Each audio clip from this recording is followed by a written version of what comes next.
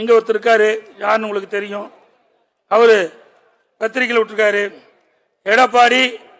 எடப்பாடி பழனிசாமின்னு சொல்ல எடப்பாடி ஒரு முழுகும் கப்பல், அதில் யாரும் ஏற மாட்டார்கள், நன்றி மறந்த துரோகி வெற்றிகள் தான் அதிமுக காப்பாற்ற முடியும். நல்ல உங்கள்கிட்ட நான் சில விளக்கங்களை சொல்ல கடைபற்றுகின்றேன். எது சரி எது தப்பு என்று நீங்களே முடிவு செய்து கொள்ளுங்கள். இதே புரட்சி தலைவி அம்மாவர்கள் துரதிருஷ்டவசமாக இறந்துடுறாங்க. அப்பா இவருக்கு முதலமைச்சர் வாய்ப்பு ஒரு சூழ்நிலை கிடைக்கப்பெறல. இவருக்கு கிடைக்காத உடனே எங்க போய் தர்ம யுத்தம் பண்ணவர், தர்ம யுத்தம் பண்ணாரா இல்லைங்களா? இவருக்கு பதவி கிடைக்கலனா எந்த எல்லைக்கு கோட்டுக்கு வேணாலும் போவார். எல்லாம் புரிஞ்சுங்க. அண்ணா திமுக ஆட்சியை அகற்ற வேண்டும், டிஸ்மிஸ் செய்ய வேண்டும் என்று எதிர்த்து ஓட்டு போட்ட மனிதர் இந்த மனிதர். அம்மாவை முதலமைச்சர் ஆக்கினீர்கள், அம்மாவுடைய அரசை கொண்டு வந்தீர்கள், அண்ணா திமுக ஆட்சி நடந்து கொண்டிருந்தது. அந்த ஆட்சியை வீழ்த்துவதற்கு திமுகவுக்கு துணை நின்றவர் இந்த மண்ணிலே பிறந்தவர். நாங்களா துரோகம் செஞ்சோம், எவ்வளவோ கெஞ்சி பார்த்தோம், எங்களை விட்டு போகாதீங்கன்னு. நீங்களா போனீங்க. அதுக்கு நாங்க என்ன காரணம்? எங்க மேல பழி சுமத்தி பிரயோஜனம் இல்லை. கடந்த காலத்தை எண்ணி பாருங்க. எப்ப பார்த்தாலும் அம்மாவுக்கு விசுவாசம் விசுவாசங்கிறீங்க. 89ல இதே மாவட்டத்தில் ஓடியில் அம்மா நின்னாங்கல்ல, அப்ப யாருக்கு வேலை செஞ்ச? உங்களுக்கு எல்லாம் தெரியுமில்ல. நீங்க இந்த மண்ணில் பிறந்தவங்க தானே. நீங்க எல்லாம் கட்சியில் விட்டு அண்ணா திமுக ரத்தம் ஓடுதுல, அண்ணா திமுக ரத்தம் ஓடுதுல. அப்ப யாருக்கு வேலை செஞ்சார் சொல்லுங்க? யாருக்கு வேலை செஞ்சார்? யாருக்கு வேலை செஞ்சாரு? நீங்களே சொல்லுங்க. வெண்ணிராடை நிர்மலாக்க செஞ்சார். இவரா அம்மாவுக்கு விசுவாசம்? சொல்லுங்க. அதே அனைத்து இந்திய அண்ணா திராவிட முன்னேற்ற கழகத்தின் சார்பாக சேவல் சின்னத்தில் எடப்பாடியில போட்டியிட்டு மக்களால் தேர்ந்தெடுக்கப்பட்டவன் நான். எப்பொழுது பார்த்தாலும் சீனியர். நீங்க 2001 எம்எல்ஏ, நான் 89 எம்எல்ஏ,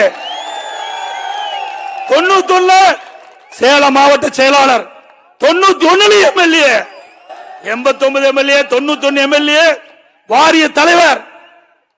அதோட 1998 சீட்டு கேட்காம எனக்கு அம்மா கொடுத்தாங்க எம்பிக்கு, நாடாளுமன்ற உறுப்பினர். 1998 நாடாளுமன்ற உறுப்பினர். உங்களுக்கு முந்தியே 11 ஆண்டுக்கு முந்தியே வந்தேன்.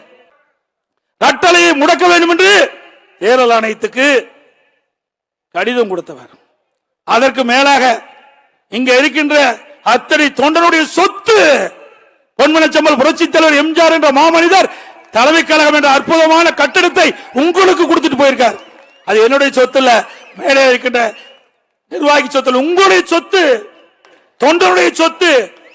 அந்த சொத்தை தலைமை கழகத்தை, சென்னையில் இருக்கின்ற ராயப்பேட்டில் இருக்கிற தலைமை கழகத்தை ரவுடியில கூட்டிட்டு போய் அடிச்சு நொறுக்கி அந்த அலுவலகத்தை திமுக காரனால சீல் வச்சீங்களே, இது துரோகம் இல்லையா? சிந்திச்சு பாருங்க. ஆனா உங்களுக்கு வாய்ப்பு கிடைச்சது, நாங்கள் ஏற்றுக்கொண்டோம், உங்கள் பின் நின்றோம், உங்களோடு தோளோடு தோளாக நின்று பணியாற்றினோம். ஆனால் உங்களுக்கு பதவி இல்லை என்று சொன்னால் யாரையும் ஏத்துக்க மாட்டார். உங்களுக்கு நல்லா தெரியும், இந்த மண்ணில் இருக்கிறவங்களுக்கு என்னை விட உங்களுக்கு அதிகமா தெரியும். கட்சி பார்க்க மாட்டார், அவரைத்தான் பார்ப்பார். எனக்கு அப்படி இல்லை. 2001 என்னுடைய தொகுதியை கூட்டணி கொடுத்தாங்க. அம்மா கூப்பிட்டு வேற தொகுதியில் நின்னுனாங்க. நிற்க மாட்டோம்மா, என் தொகுதியில நீங்க வேட்பாளர் அறிவிச்சிட்டீங்க, கூட்டணி கட்சியா இருந்தாலும் நான் உழைக்கிறேன்னு உழைச்சு அவரை வெற்றி பெற செஞ்சேன். இது கட்சிக்கு விசுவாசம். தலைமை என்ன சொல்லுதோ அதை கேட்பதுதான் ஒரு உண்மையான தொண்டனுக்கு அழகு. அதை நான் செய்தேன். இன்றைக்கு உங்கள் முன் உங்களுடைய ஆதரவோடு இங்கு நிற்கிறேன். துரோகம் செஞ்சவர் எங்கே நிற்கிறார் என்று பாருங்க. நல்லது செஞ்சா யாரு வேணாலும் இங்க வரலாம். நான் உங்களை போல் கீழே இருந்து வந்தவன், கிளைக்கழக செயலாளராக இருந்து ஒன்றிய பொறுப்பு, மாவட்ட பொறுப்பு, மாநில பொறுப்பு, எம்எல்ஏ, எம்பி, அமைச்சர், அப்புறம் தான் முதலமைச்சர். இப்படி படிப்படியாக உயர்ந்து உழைப்பால் உயர்ந்து நிற்கிறேன். முழுகிற கப்பல் இல்லப்பா, இது கரை சேருகின்ற கப்பல். இந்த கப்பல்ல ஏறணும் பிழைச்சுக்கலாம், கப்பல்ல ஏறாதவன் நடுக்கல்லே போகலாம். யார் நடுக்கல்ல போறான்னு உங்களுக்கே தெரியும். என்னை பொறுத்த வரைக்கும் நான் எந்த மேடையிலையும் யாரையும் தவறா பேசினதில்லை. இவர் கூட நான் அண்ணன் தான் சொல்றேன், ஏன்னா நம்ம வயதிலே மூத்தவர். ஆனால் இவர் மற்றவருக்கு வழிகாட்டியாக இருப்பதை விட்டுவிட்டு அவருக்கு பதவி கிடைக்கவில்லை என்ற காரணத்தினால் ஏதேதோ பேசிக் கொண்டிருக்கின்றார். கடவுள் ஒருத்தன் இருக்கின்றார். யார் நல்லவர் கெட்டவர் என்று முடிவு செய்யக்கூடிய காலம் வந்து விட்டது. இன்னும் ஒன்று சொன்னார், 2026 அண்ணா திமுக இருக்கார் சொன்னார். 2026 இதே மேடைக்கு நான் வருவேன். மீண்டும் அண்ணா திமுக ஆட்சி மலரும்.